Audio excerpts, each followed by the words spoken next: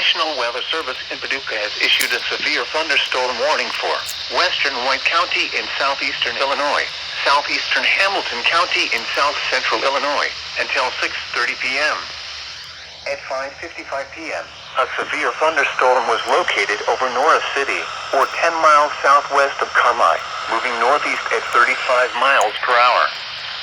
Expected hazards include 60 miles per hour wind gusts and quarter-size hail. This is a radar-indicated threat. The following impacts are expected. Hail damage to vehicles is expected. Expect wind damage to roofs, siding, and trees. Locations impacted include Carmi, Norris City, and Enfield. Repeating, a severe thunderstorm warning has been issued until 6:30 p.m. for the following counties in Illinois: Hamilton and White.